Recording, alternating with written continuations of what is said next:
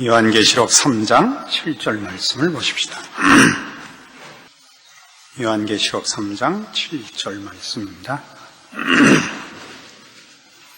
빌라델피아 교회의 사자에게 편지하기를 거룩하고 진실하사 다윗의 열쇠를 가지시니 곧 열면 닫을 사람이 없고 닫으면 열 사람이 없는 그이가 가라사대 볼지어다 내가 네 앞에 열린 문을 두었을 때 능히 닫을 사람이 없으리라.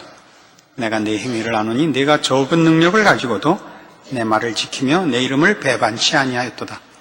보라 사단의 회 곧 자칭 유대인이라 하나 그렇지 않고 거짓말하는 자들 중에서 며칠 내게 주어 저희로 와서 네 발 앞에 절하게 하고 내가 너를 사랑하는 줄을 알게 하리라.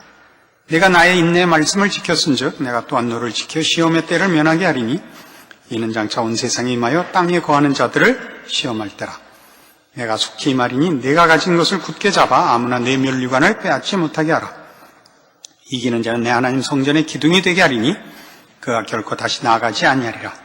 내가 하나님의 이름과 하나님의 성 곧 하늘에서 내 하나님께로부터 내려오는 새 예루살렘의 이름과 나의 새 이름을 그 이 위에 기록하리라. 귀 있는 자는 성령이 교회들에게 하시는 말씀을 들을지어다. 이 빌라델피아 교회는 꾸중이 없고 칭찬만 있는 교회입니다. 그러나 칭찬만 있다고 해서 이렇게 좋아만 할 문제는 아닙니다. 우리가 이 빌라델피아 교회에서 기억해야 할 두 단어가 있는데 하나는 열린 문을 두었다 하는 것과 네가 적은 능력을 가졌다 하는 두 마디입니다.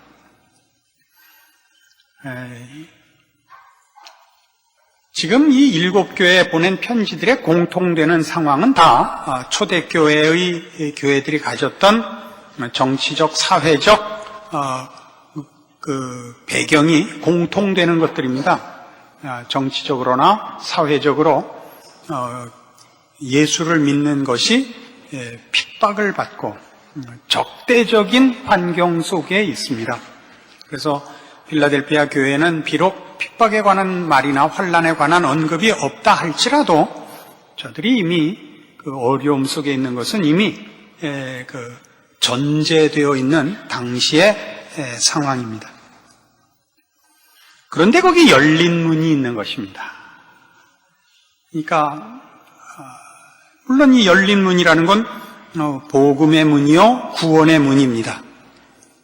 이 열린 문이 정치적, 사회적 차원에서 열린 문일 리는 없다는 것을 알아야 됩니다. 그러니까 이 빌라델피아 교회의 칭찬 속에 있는 이런 현실적인 감각을 이해한다면 저들이 칭찬을 받고 있다고 해서 우리가 피상적으로 혹은 너무 쉽게 속단하듯이 예수 믿고 살고 하나님의 일을 하는데 세상이 편들어주는 조건 속에 있었나 보다라고는 생각지 말라 이겁니다. 저들이 환난과 핍박을 당하고 있는 것에 대한 묘사가 없다 할지라도 저들이 그 속에서 열린 문을 갖고 있는 것입니다. 이 열린 문은 복음을 전파하는 굉장한 기회를 말하는 것이며 또 닫을 자가 없는 문, 주께서 열으셨기 때문에 주께서 닫지 않는 한 닫아지지 않는 문으로서 지금 소개되고 있습니다. 여기 표현된 바와 같이 열면 닫을 사람이 없고 닫으면 열 사람이 없는 예수 그리스도께서 하신 말씀이요 또 허락하신 문인 것입니다. 이 열린 문이라는 것이 지금 우리가 필라델피아 교회가 가지는 당시의 시대적 상황으로 이해할 때 쉽게 정치적, 사회적 조건으로서의 순적한 그런 배경을 가진 것이 아니라면 어떤 차원에서 열린 문이냐 이거죠. 어떤 차원에서 열린 문이냐. 세상의 죄성과 구별되는 거룩함으로 말미암아 가지는 열린 문인 것입니다. 이게 뒤에 나오는 칭찬과 아주 일맥상통하는 것입니다. 내가 적은 능력을 가지고도 내 말을 지키며 내 이름을 배반치 아니하였다와 일치하는 것입니다. 여러분, 복음을 전도한다는 건 말이죠. 우리가 누구냐, 우리가 믿는 것이 무엇이냐, 하나님이 어떤 분이냐를 소개하는 것 이전에 상식선에서도 세상 사람들이 세상이 믿을 게 못 되고 하나님 없는 인생이 무가치하고 인간이라는 것이 신뢰할 만한 존재가 아니라는 걸 다 알고 있습니다. 세상에 죄악된 것, 인간의 본성적인 악함들에 대해 사람들이 알고 있습니다. 그래서 끝없이 세상은 어디에 해답이 있는가? 어디에 길이 있는가? 사실은 찾고 있습니다. 그래서 이 교회가 가지는 열린 문은 교회가 교회된 본질과 교회된 자신의 정체성을 제대로 지키고만 있으면 사실은 열린 문을 가지는 것입니다. 이런 말이 있죠. 새 소리를 듣고 싶으면 어떻게 해라? 혹시 들은 기억이 나시죠? 새 소리를 듣고 싶으면 나무를 심어라. 그런 얘기가 있습니다. 동물을 모으고 싶으면 어떻게 하면 되겠습니까? 동물을 오게 하고 싶으면 샘을 파라 이겁니다. 샘을 파라. 요한계시록 23장에 나오는 말씀인데 아무도 모르고 계시네요. 샘을 파라. 물이 있으면 다 모여요. 그 물가에 가면 포식 동물들이 있어요. 사자도 있고 하이에나도 있고 거기 악어도 있고 하지만 물을 먹으러 와야 되는 거예요. 물을 먹으러 와야 돼요. 교회는 이 진리의 생수가 흐르는 한 모든 목마른 영혼들이 오게 되어 있습니다. 오늘날 이 바보 같은 인간들의 생각으로 만들어낸 게 뭐냐면 우물에 물을 갖고 있지 않고 우물에 네온 사인을 달아요. 이 병신들이 그 길거리에 돈 주고 그 선전지를 돌려요. 아유, 욕하고 싶은 걸 참아야지. 하나님께서 이 문을 열면 닫을 수가 없다는 말 속에 그 뜻을 가져요. 이 문을 닫을 수가 없는, 여기 생수가 있는데, 여기 빛이 있는데, 뭘로 막겠어요? 빛을 막을 수 있는 게 있어요. 흑암과 빛이 부닥치면 어둠이 무너져요? 빛이 무너져요? 빛을 이기는 어둠이라는 건 없는 거예요. 교회가 교회 된 노릇을 하고 그 자리를 지키고 있으면 거기 생수가 흐르고 거기 빛이 쏟아져 나오는 걸 무엇을 세상의 것으로 막을 수가 없다. 이게 그 얘기라고요. 이 문을 닫을 자가 없어요. 그러나 좀 전에도 말씀드린 바와 같이 이것은 정치적, 사회적인 힘이나 내용으로 이 빛을 발하고 이 생수를 만들어내는 것 아니라고요. 우리의 우리 된 것, 그리스도 안에서만 가능한 것으로 우리의 우리 된 것을 지키는 겁니다. 세상은 우리를 반대하고 우리를 유혹하고 시험할 수는 있어도 빛을 막을 방법이 없고 물을 어떻게 말리울 방법이 없어요. 그리로 가는 자들을 위협하거나 시험할 수는 있겠죠. 유혹할 수는 있겠죠. 그러나 이게 무슨 방법이 없는 거예요. 그게 필라델피아 교회가 가진 것인데 이것은 하나님께서 필라델피아 교회에 허락한 것이며 동시에 그 허락한 것을 저들이 지키고 있었던 것이다 이거예요. 그래서 칭찬을 받아요. 다른 교회도 다 줬어요. 다른 교회는 그거 안 했어요. 핍박에 져서 우물 메꿔버리기도 했고, 그렇죠? 핍박에 져서 빛을 꺼버리기도 했어요. 그러니까 필라델피아 교회는 자기에게 허락된 것, 그것이 자기네들이 가진 바 복이며 자랑이며 책임이라는 걸 인식하고 있었어요. 그래서 이 필라델피아 교회는 적은 능력을 가졌으나 열린 문으로 존재했고, 그리고 하나님 앞에 칭찬받는 그런 자리에 있게 된 것입니다. 그래서 우리는 이 적은 능력이라는 표현에서도 보는 바와 같이 이 열린 문에서 설명된 배경과의 연결에서나 적은 능력이라고 소개된 데서 확인하는 바와 같이 교회가 힘을 가지려고 싸우는 미련을 떨질 않아야 됩니다.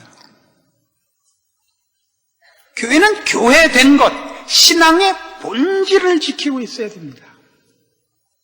여기서 적은 능력이라 한 것은 결코 실제적으로 그 능력이 세상의 것과 비교해서 적기 때문이 아니라 세상의 눈으로 볼 때 적어 보이는 것이죠. 교회는 참 이상하죠. 뭐가 이상하냐? 교회는 아무런 힘이 없죠. 교회가 무슨 힘이 있어요? 병원이 무슨 힘이 있어요? 병원이라는 게. 전쟁 나면 의사들이 메스 들고 나와서 힘이 있어요. 무슨 핀셋을 들고 나와서 힘이 있어요. 병원의 힘이라는 건 환자들을 고쳐내는 데 있는 거죠. 그게 병원의 힘이죠. 교회의 힘은 뭐예요? 영혼을 살려내는데 그 힘이 있죠. 영혼에 속한 것들을 채워주는데 그 힘이 있는 것이죠. 그러나 세상이 추구하는 것과는 다르죠. 세상은 상대방을 죽여서 그 시체 위에 자신의 승리를 수놓는 법인데 여긴 살리는 데니까 어떻게 보면 그런 세상적인 척도로 볼 때 아무 힘이 없어 보이죠. 그런 차원에서의 적은 능력이에요. 그리고 그런 식으로 얘기하자면 하나님께서 교회에는 세상에서 볼 때 힘이라고 생각하는 것들은 절대 안 주신다는 거예요. 그러니까 교회 안에 무슨 세상적인 지위가 높은 사람이 얼마나 많이 있는가, 또는 무슨 숫자가 많아서 큰 소리를 얼마나 칠 만큼 여론을 조성할 만큼의 숫자가 되는가, 이런 것들을 그 힘으로 생각하는 것은 정말 무지몽매한 것입니다. 여러분이 하나님의 사람으로서 힘을 가지고 쓸모 있으려면 여러분이 보통식으로 얘기하는 나에게 지위를 주시고 지혜를 주시고 무슨 능력을 주시고 라고 하지 마시고 여러분이 참으로 신자다운 자리에 서세요. 그럼 하나님이 여러분을 통해 얼마든지 일하십니다. 우리 그거 안 하고 언제나 큰 거 달라 그래요. 늘 이 문제 갖고 요즘 여러 번 얘기하지만 대부분의 신자들이 신앙생활을 하지 않는 핑계는 뭐냐면 하나님이 신자 노릇을 할 만큼 충분한 능력과 지위를 안 줬기 때문이라는 거예요. 하나님이 여러분에게 말하자면 돈도 안 주고 사회적인 지위도 안 주고 애도 순종하는 애를 주지 않아서 애 키우느라고 남편하고 싸우느라고 벌어먹기 바빠서 하나님의 일 할 틈 없다는 거예요. 이게 핑계예요. 그래서 다 주일날 와서 예배 한번 봐주는 걸로 자기가 할 일은 충분히 했다고 느끼는 거예요. 신앙생활을 하지 않는 것, 신자로서의 자기 인생과 자리를 지키지 않는 데 대해서 전혀 죄책감을 안 가져요. 이 왼수들이 꼭 딴 사람 얘기하는 것 같은 표정을 짓고 있어요. 자기 얘기하고 있는데 여기가 문제라고요. 여기가 어떡할 거예요? 적은 능력이 뭐예요? 적은 능력. 왜 적은 능력이라고? 세상적 기준으로 보면 적은 능력이라고요. 우린 가진 게 없어요.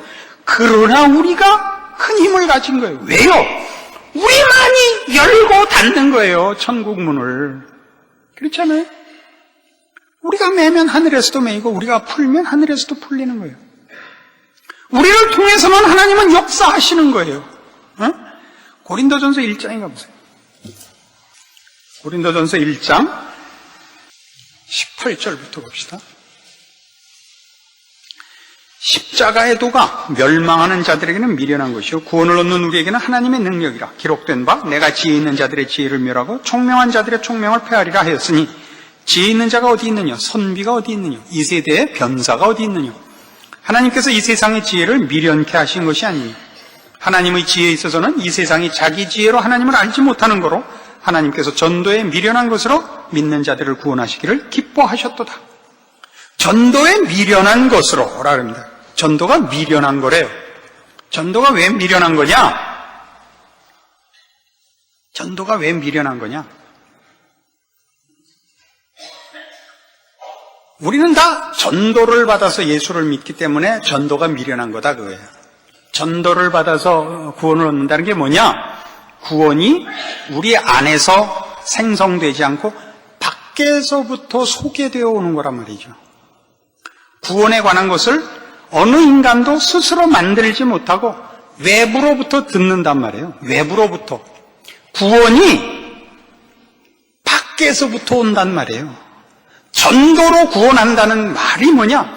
우리 안에서 인간 스스로는 구원에 관한 내용이나 그 구원을 얻을 만한 능력을 스스로 만들 수가 없다는 것을 대표적으로 상징하는 게 전도란 말이에요. 밖으로부터 구원이 온단 말이죠. 로마서 10장에 좀 더 잘 설명되어 있어요. 로마서 10장엔 이렇게 설명이 됩니다. 9절부터 봅시다. 로마서 10장 9절. 내가 만일 내 입으로 예수를 주로 시인하며 또 하나님께서 그를 죽은 자 가운데서 살리신 것을 내 마음에 믿으면 구원을 얻으리니 사람이 마음으로 믿어 의에 이르고 입으로 시인하여 구원에 이르느니라. 성경이 이르되 누구든지 저를 믿는 자는 부끄러움을 당하지 아니하리라 하니 유대인이나 헬라인이나 차별이 없습니다. 한 주께서 모든 사람의 주가 되사 저를 부르는 모든 사람에게 부여하시도다. 누구든지 주의 이름을 부르는 자는 구원을 얻으리라. 그런즉 저희가 믿지 아니하는 일을 어찌 부르리요? 듣지도 못한 일을 어찌 믿으리요? 전파하는 자가 없이 어찌 들으리요? 보내심을 받지 아니하였으면 어찌 전파하리요? 기록된 바 아름답도다 좋은 소식을 전하는 자들의 발이여 함과 같으니라. 잘 보세요. 주의 이름을 부르면 구원을 얻어요. 근데 믿지 않으면서 어떻게 주를 찾겠느냐 이게. 응? 믿어야 되죠. 근데 듣지 못하고 어떻게 믿겠느냐 이게. 듣지 못하고 어떻게 믿겠느냐. 즉 믿음은 밖에서부터 왔다는 거죠. 우리의 믿음은 누가 가르쳐줘서 알게 됐다 이게. 듣지 못하면 어찌 믿으려. 전파하는 자가 없으면 어찌 들으려. 누가 와서 가르쳐주지 않았느냐. 누가 와서. 우리의 구원은 밖에서부터 왔지 않냐. 네가 믿는, 네가 고백하는 신앙의 내용들이 네 속에서 나온 것이냐 이거. 밖에서부터 들었지 않느냐. 그죠? 우리가 불교와 기독교가 가장 차이가 나는 게 이게. 불교는 범신론이에요. 인간 안에 신적 소양이 있다고 보는 거예요. 그래서 어느 날 도를 깨닫는 거죠. 자기 안에 있었는데 몰랐던 걸 깨달아갖고 해탈을 하는 거예요. 인간이 신이 되는 거예요. 기독교는 그렇게 얘기 안 하죠. 인간은 죄인이고 죽어야 된다는 거죠. 구원은 밖에서부터 오죠. 에? 구세주죠. 이 말은 저 영어가 나요. 세이비어가 오는 거예요. 세이비어가. 가끔 이렇게 영어를 써야지 이 목사가 무식하지 않다는 걸 가끔은 얘기를 하면서 가야겠더라고요. 밖에서 나를 구원해냈단 말이에요. 밖에서. 그게 전도에서 보인단 말이에요. 응? 왜 이런 얘기들을 해요? 적은 능력을 가졌다는 얘기 속에 뭐가 있냐 하면 그게 꼭 적으냐 이게. 네가 가진 것으로 네가 일을 하는 자냐 이게. 네 안으로부터 뭐 많이 나와서 하나님이 널 쓰냐 이거예요. 적은 능력이라는 표현 속에 다 포함된 거라. 원래 네가 어떻게 구원을 받느냐? 네가 똑똑해서 구원받았냐? 네가 남보다 나서 구원을 받았냐? 밖으로부터 네가 구원을 받은 거 아니냐? 네가 가진 적은 능력이 정말 적은 거냐? 이렇게 묻는 거죠. 어떻게 대답하실래요? 여러분이 지금 몹시 불만스럽게 생각하는 것, 하나님 앞에 하나님 왜 내 기도에 응답 안 해주셔서 이만저만 한 것들에 대해서 하나도 답을 안 해주십니까? 난 이 꼴로는 난 신앙생활 못합니다. 남 앞에 내가 예수 믿는다는 얘기도 못하고 예수 믿으라고 권할 수도 없습니다. 과연 여러분이 여러분을 과소평가하고 혹 절망스럽게 생각하는 것보다 훨씬 못나고 우린 없는 자입니다. 거기서부터 출발한 겁니다. 모든 것은 주의 손에 있었고 하나님으로부터 출발하여 아까 본 고린도전서 1장을 계속 보시면 이렇게 나가요. 굉장히 그 뒤에 표현이 좋으니까 봅시다. 아까 21절 본 게 이제 그 전도에 관한 것이었어요. 하나님의 지혜에 있어서는 이 세상이 자기 지혜로 하나님을 알지 못하는 거로 하나님께서 전도에 미련한 것으로 믿는 자들을 구원하기를 기뻐하셨도다. 그 다음을 보면 그 내용들이 지금 얘기하는 이 적은 능력과 일치해요. 유대인은 표적을 구하고 헬라인은 지혜를 찾으나 우리는 십자가에 못 박힌 그리스도를 전하니 유대인에게는 거리끼는 것이요 이방인에게는 미련한 것이로되 오직 부르심을 입은 자들에게는 유대인이나 헬라인이나 그리스도는 하나님의 능력이요 하나님의 지혜니라. 하나님의 미련한 것이 사람보다 지혜 있고 하나님의 약한 것이 사람보다 강하니라. 그렇죠? 정확히 일치하잖아요. 내가 적은 능력을 가지고 라는 게 정말 그게 네가 힘이 다른 데보다 힘으로나 능력으로나 못했는데 참 대견하구나 꼭 그런 표현일까요? 아니란 말이죠. 세상 끝날까지 교회는 이런 이상의 조건을 가지지 않을 거예요. 늘 적은 능력 속에 있을 거예요. 그게 큰 능력이라고요. 하나님은 교회에 이 이상의 다른 것 주시지 않을 거라고요. 왜 그렇죠? 이걸로 충분하니까. 십자가로 충분하니까. 좋아요? 그래서 26절 이하에 이렇게 나와요. 형제들아 너희를 부르심을 보라. 육체를 따라 지혜 있는 자가 많지 아니하며 능한 자가 많지 아니하며 문보를 좋은 자가 많지 아니하도다. 그러나 하나님께서 세상에 미련한 것들을 택하사 지혜 있는 자들을 부끄럽게 하려 하시고 세상에 약한 것들을 택하사 강한 것들을 부끄럽게 하려 하시며 하나님께서 세상에 천한 것들과 멸시받는 것들과 없는 것들을 택하사 있는 것들을 폐하려 하시나니 이는 아무 육체라도 하나님 앞에서 자랑하지 못하게 하려 하심이라.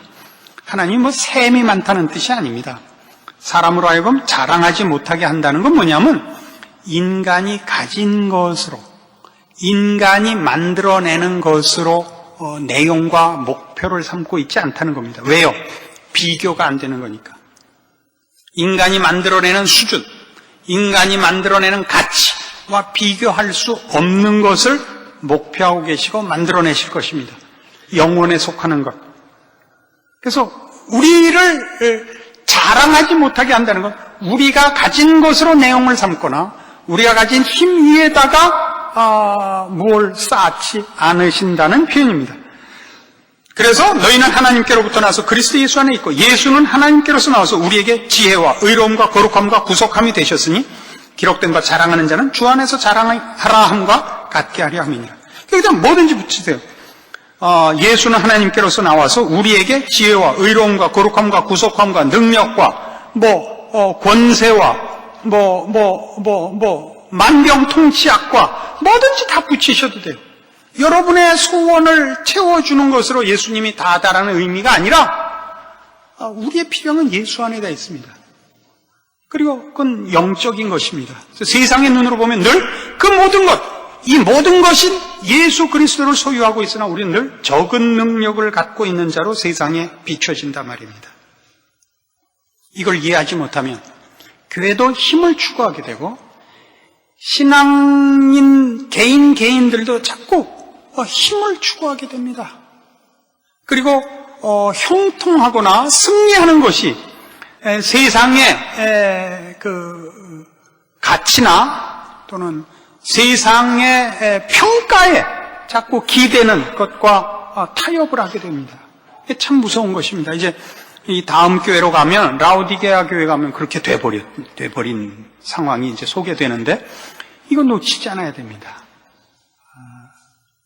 우리 앞에 열린 문이 있는 이유, 우리가 가진 적은 능력이 아닌 이런 이해가 없으면 우리는 세상이 우리에 대해서 반대하며 우리가 신자로서 사는 일에 세상적인 조건들이 개선되지 않는 것들로 인하여 우리는 당황하게 됩니다. 그러면 당황할 문제가 아닙니다. 세상은 늘 그렇습니다. 세상은 늘 우리에게 적대적입니다. 그러나 우리가 이깁니다. 이 문을 닫을 자가 없습니다. 이 적은 능력을 이길 자가 없습니다. 십자가가 아까 여기 나오죠. 십자가 유대인에게는 거리끼는 것이요 이방인에게는 미련한 것으로 보입니다. 우리가 갖고 있는 십자가니까 세상 사람들 눈에는 적은 능력으로 보였겠죠. 그러나 과연 그럴까요? 예수 그리스도는 하나님께로서 나와서 우리에게 모든 것이 되고 계십니다.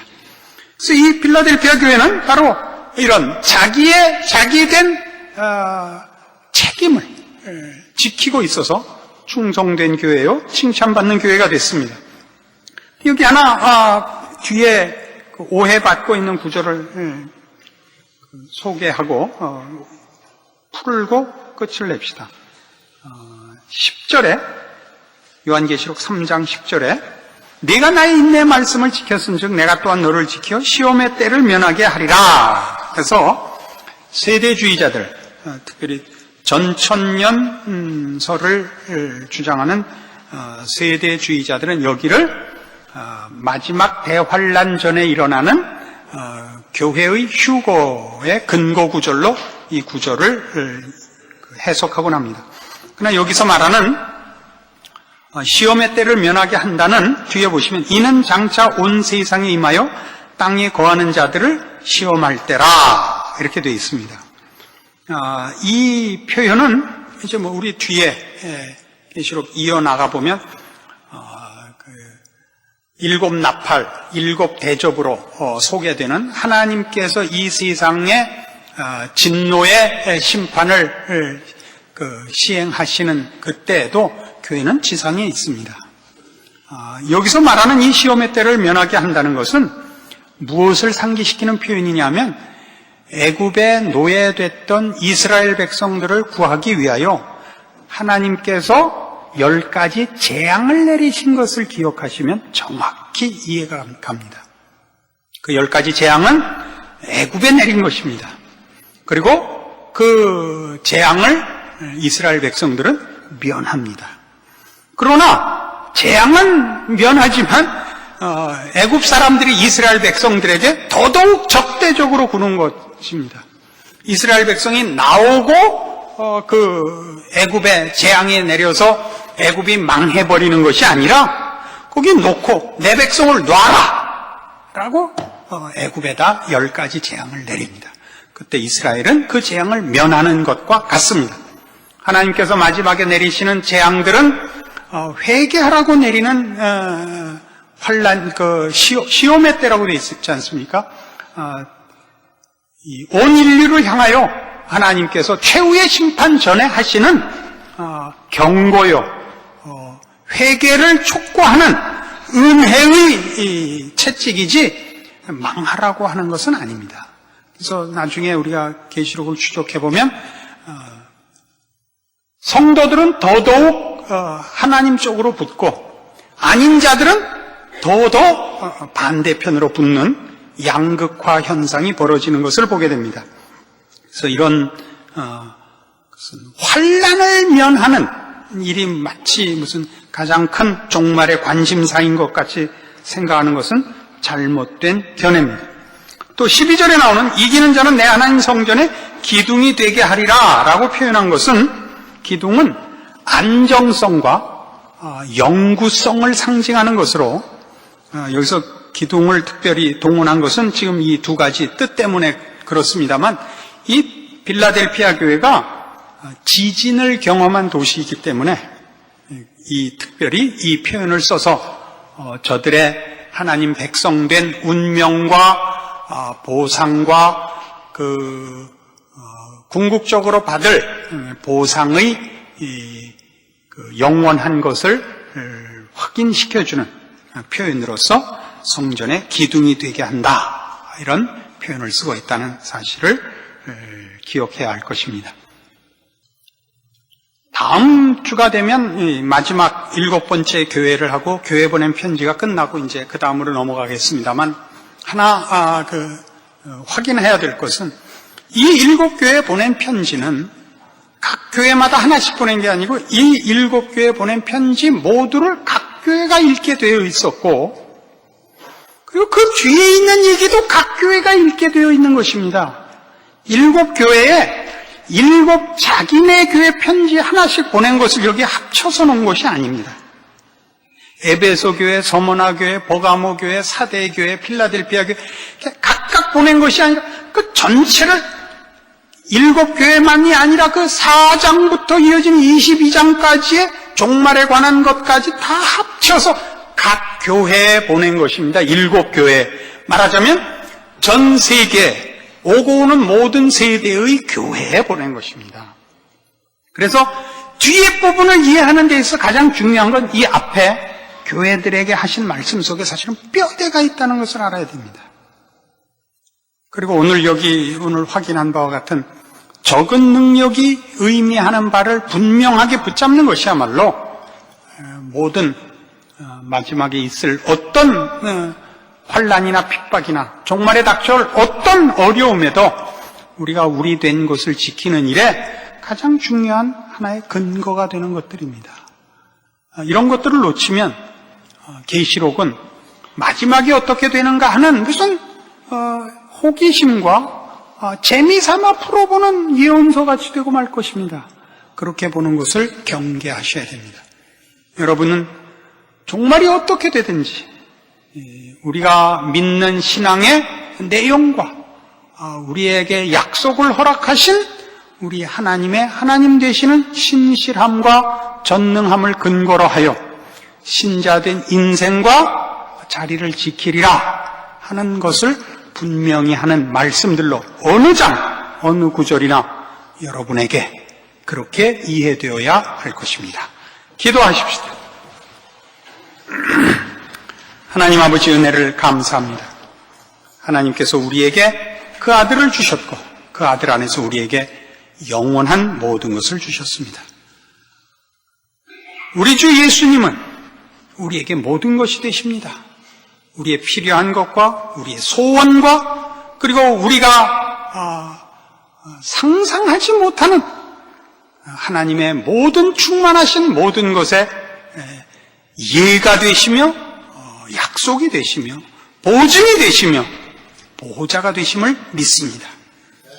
우리가 어떤 형편, 어떤 환경, 어떤 조건에 있을지라도 우리는 충성하는 자가 될 것을 약속하며 그리고 그러기 위하여 주의 은혜를 구하며 하나님의 사람으로만 우리의 인생을 바칠 것을 약속합니다. 그리고 우리가 가지는 이 진실된 신앙의 고백에 걸맞는 삶을 살기로 약속합니다. 주께서 우리에게 알게 하시고 깨닫게 하시고 결심케 하신 것을 또한 지키사 우리의 고백에 부끄럽지 않은 인생으로 살아갈 수 있도록 더욱 큰 은혜로 지켜주시옵소서. 예수님 이름으로 기도합니다. 아멘.